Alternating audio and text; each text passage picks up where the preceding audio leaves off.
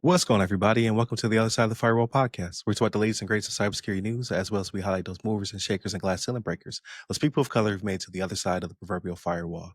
My name is Ryan Williams, and as always, I'm joined by Shannon Tynes. What's up? What's up? And Chris Abacon.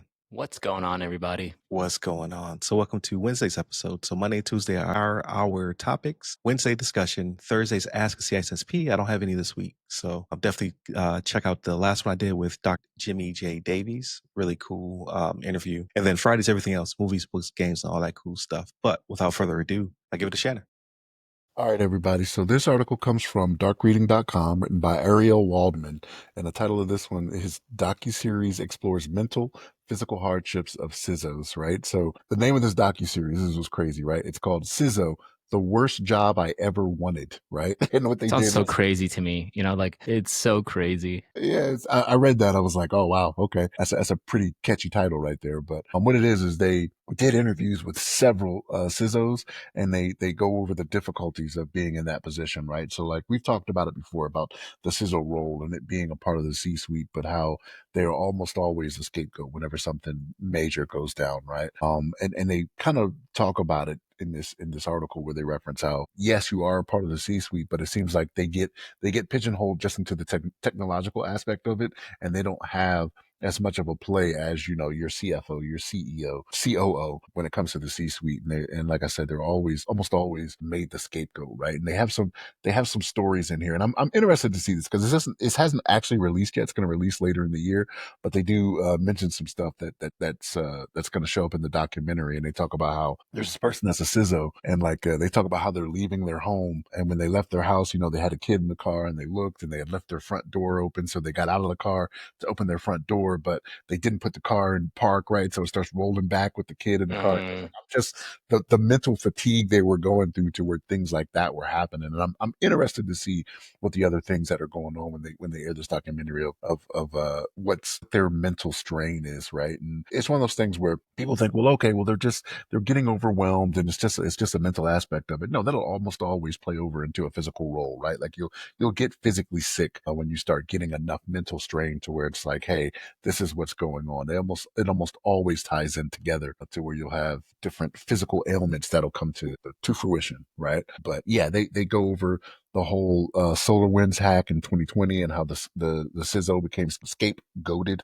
for that, right? So yeah, it's a hard business to be in because they want to tell you you're part of the club, but you're not really in the club when the poop hits the fan, right? Like it's just kind of how it goes. But this is interesting, man. Like CISO, the title does kind of work out that way, right? Because I think CISO, when you're in the cybersecurity field and when you're in IT, like that's kind of what you want to get to, right? You're like, yeah, I want to be in that C-suite. Like, what do we talk about for the podcast, right? Like, talk about making it even and getting people up in that C-suite, right? But if you get there and this is how they treat you, this is what you do, or this is how they do you, it's not as desirable as you want it to be. So I hope it gets better for the CISOs that are out there, right? Like hopefully they have more, right? Because almost always when it comes to the CISOs, they're the ones that when it comes to money even, right? They're like, yeah, we don't have money for that, so we're not going to do it. So you want me to do this job that is so hard and becoming ever expanding, right? But you're not giving me the funding to make it happen. So that's kind of what they're going into, and I imagine in this documentary. But it's going to be an interesting watch. So when it does come out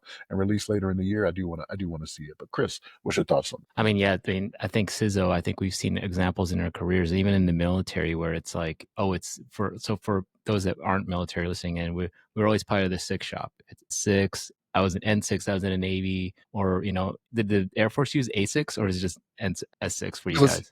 It was S, but Army I think is A, right? A is A. No, I think it's also S in the Army. Yes, S in the Army. Yeah, so we're part of our respective six shops, right? Just as an example, when everything is going fine, right? Everything is working swimmingly. We didn't get any recognition, right? So, it's just them doing their job. The six shop, the N6, S6 shop is doing their thing. The moment something happens out of your control, if it's something involving a outdated patch, if it's like something, right? The ISP is down. Nothing you can do about it. It's your fault. It's Six's fault. And who's the first person to get blamed? The top at the S6 is usually the S6 commander or the director. Director. And in my experience, I've seen in other faces, right? It's like they would come back from a meeting and they would come back just disgruntled.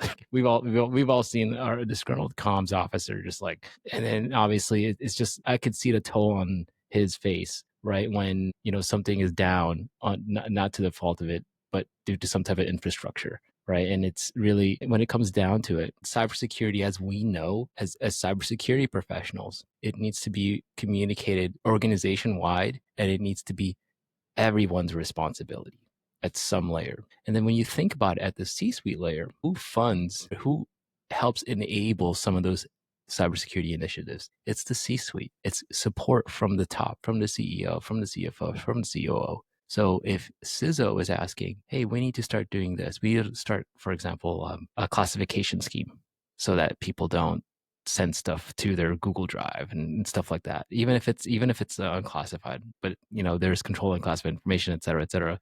You don't want to start talking about that, right? But people sending stuff to their Google Drive from their regular, let's just say military accounts, Nipper accounts or something.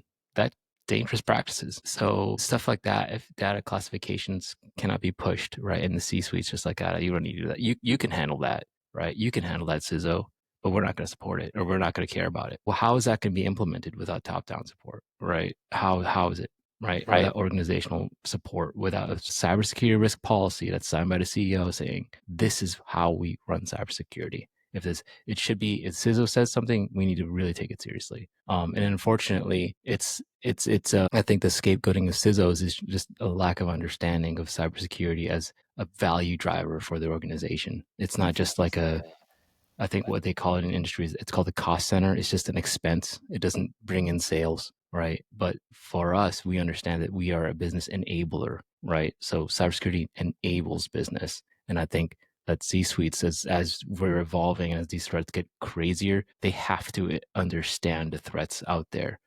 So I know like with CISOs, they get very flustered with some of the executives, right? It's just how it is sometimes because organizational culture, like legacy thinking, things like that.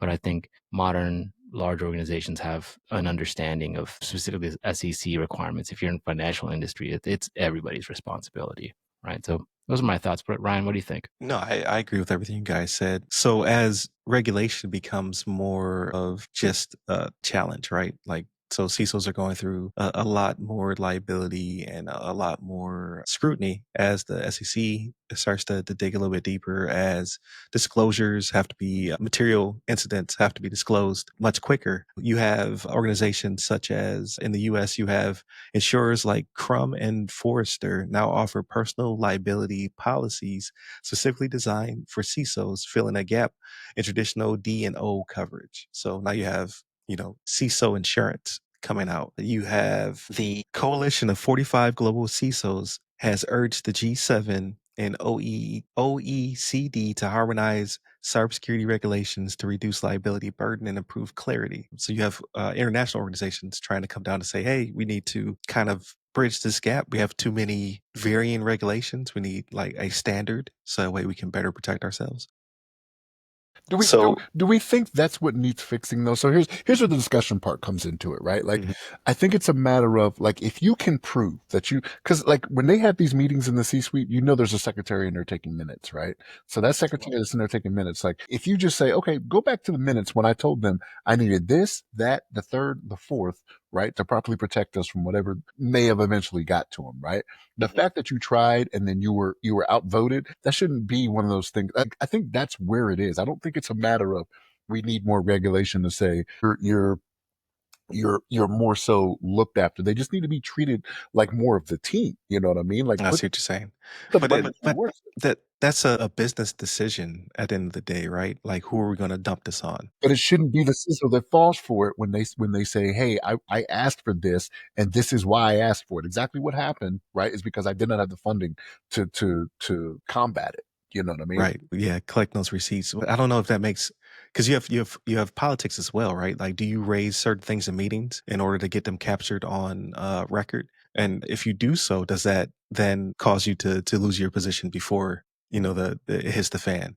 Like this CISO's too aggressive. We need to get rid of him or her. But if that is the case, then the CEO, CFO, COO, they need to be the ones to take responsibility when something does happen because you're not properly staffed, you're not properly funded, right? So Right, yeah, you right. can keep trying to get rid of them, but Or they find a more timid CISO to pull in to then dump it on them. You know, part of that comes with, like, unfortunately, like, what the uncomfortable thing for CISOs is that they have to get into the business mindset, right? It's being able to drive and being able to communicate that a particular technology or policy is going to, one, protect our ROI and rather our revenue stream, right? Our pipelines or whatever you want to call it, right? So I think CISOs, coming from a technical background, going into that business oriented environment where it's all about the numbers, all about the financials. I think that transition itself is very difficult for a lot of tech guys, even for guys like us that come from the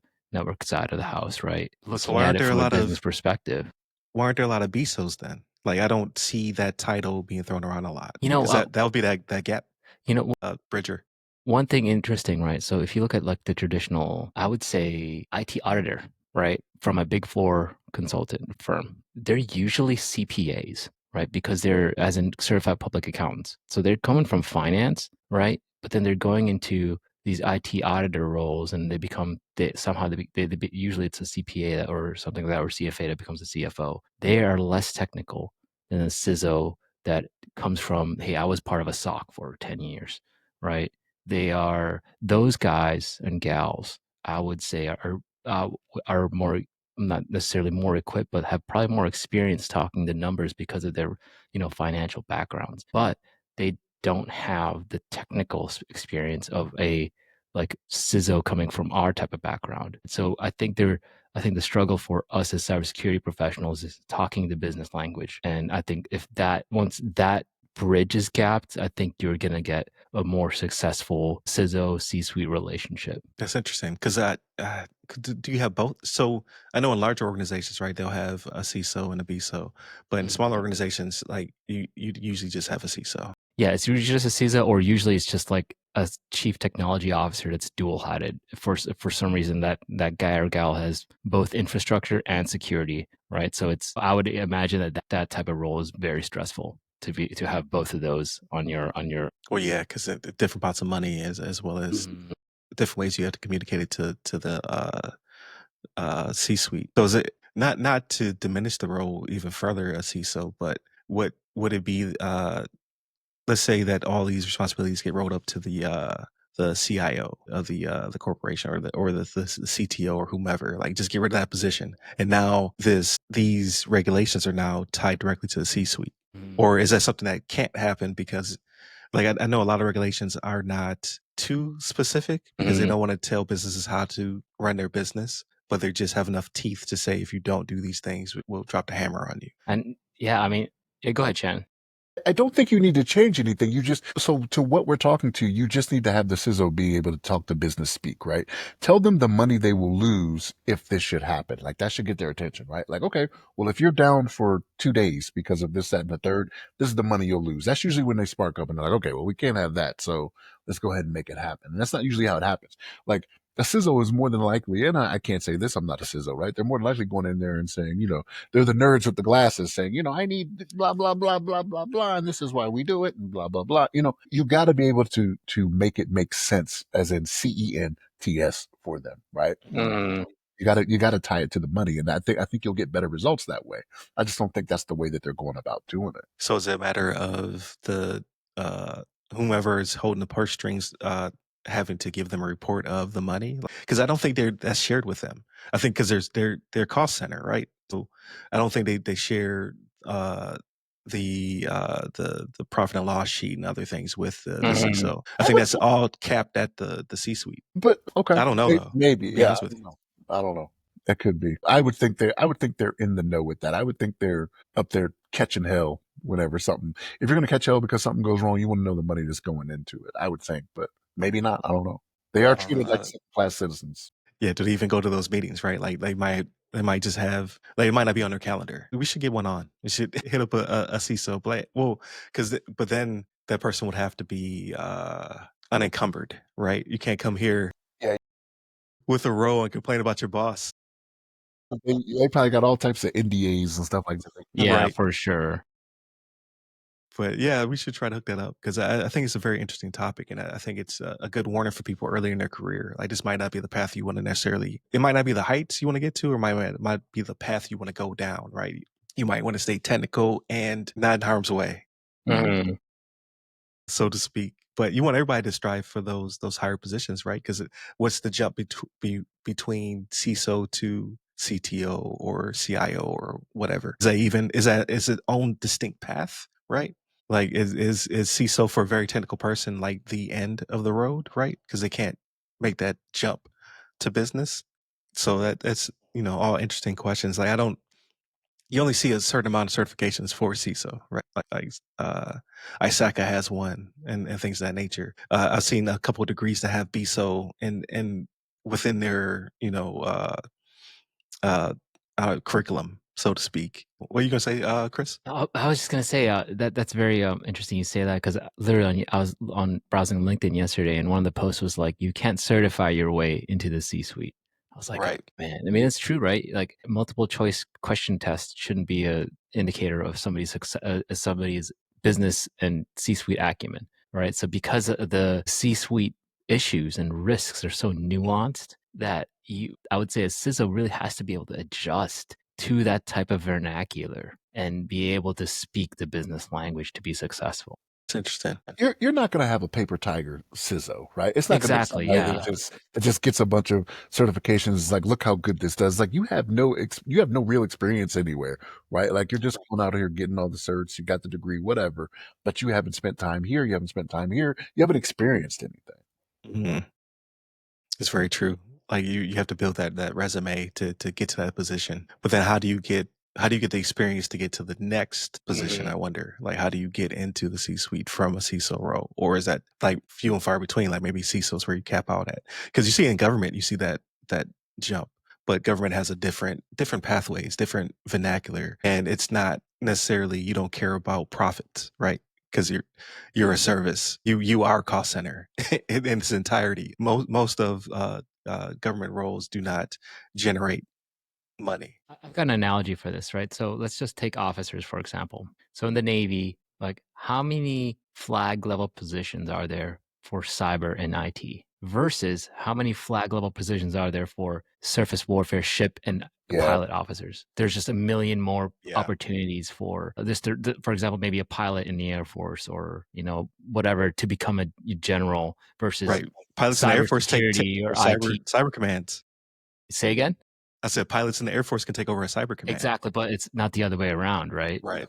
So I think that's that's a good analogy, right? Because the opportunities for a cybersecurity professional, let's just say even a six professionals, 0506 to become a star, I think are more difficult because you have to take a specific command to be able to put on that star, right?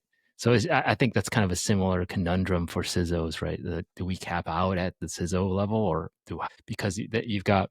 I would argue we could become COOs, right? Based Right. You can on start. Yeah. you can pivot into operations, but when it comes to like CEO or whatever, unless your product line is specifically in IT, right? I think it's like, for example, going into the finance industry as an IT guy and trying to become the CEO of an IT of like credit card company or whatever finance. It's gonna be a tough pill to swallow. It's gonna be really hard. Yeah, that's very true. That's interesting. Yeah, like there are no real direct pathways. It's more about who you know, where you've been, and what you did, and not necessarily in that particular order, right? Depending upon the company you're coming from, For sure.